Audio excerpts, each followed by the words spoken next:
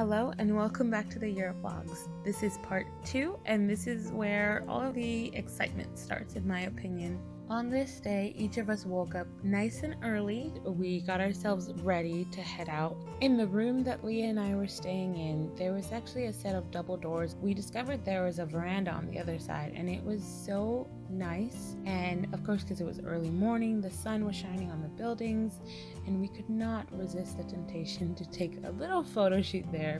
So we did, and those pictures came out great. Of course, this apartment was so beautiful that the sun was shining in several spots, so it came in through the kitchen and it was also coming through one of the windows in the main area. Lovely morning for our first official day in Venice. We had a little bit of biscuits and fruit and tea, and then we headed out with all of our suitcases and everything that we had brought with us. After this, we struggled a little bit to find our way to the cruise, but we finally made it there. We dropped off everything we could, backpacks, suitcases, literally anything that we did not need for the day.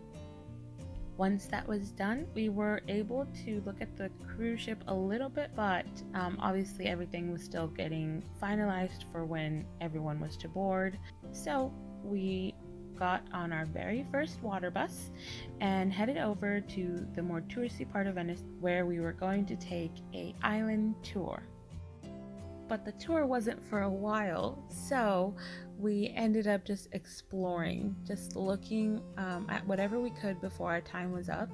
So there's lots of shots of just us walking. Whatever drew our attention was where we headed, and then at a certain point we headed back, and it was now time to get on this tour. So on this island tour, we ended up hitting 3 of the Venetian islands. The 3 islands that we went to were Murano, Torcello, and Burano. I should also say at this moment, I am not actually Italian, so that's as close as I can get to pronouncing it. Once we arrived in Murano, which was our first stop, we were actually taken immediately into this workshop where there was a gentleman and he was creating a glass figurine, and also I believe it was some kind of container as well. So we sat there in sweltering heat from outside and inside and just kind of stared in amazement at this gentleman who, obviously this is his craft. I should mention Murano is actually known for their glass work, and it was so beautiful. What he's working with is quite hot, but he's so relaxed about how he does it. He just has I've seen videos of this before, but they're usually covered with gloves and protective gear, but he was just so chill and just making it, and he did it so quickly. I'm gonna leave the actual speed of this video so you can see exactly how fast he's able to make this figurine. Once this was done, we headed out and walked around Murano. And so the pathways are along the side here and everything kind of loops back, but we didn't have the time to explore everything, so we just walked a bit and then climbed over a bridge. And this is the part where I need to tell you, we were in Italy during a heat wave. So of course, when we passed a shop that sold slushies, we had to get slushies. So, refreshing drink in hand, we headed back to our tour and headed off to the next spot, which was Torcello. I had actually never heard of before. I had done research on Murano and Burano, but we went there, and again, the same thing. This one only had one pathway, and they told us on the tour, you might not have much time to do much.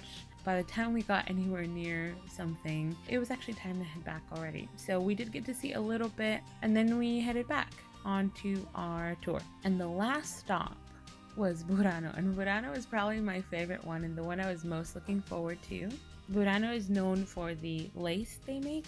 When we were there, we got to see it a little bit in the shops, but no workshop like Murano, which I guess made Murano even more special that we were able to see it. It was just gorgeous, and I definitely had my favorite one. It was this orange one that had blue shutters. I just thought it was gorgeous and it had great character.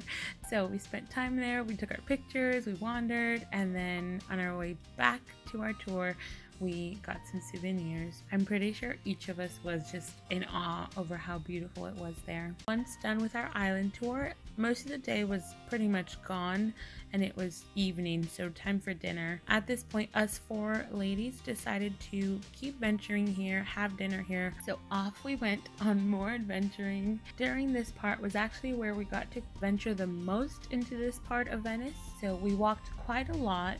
Just every single time, around every corner, there was something new and beautiful.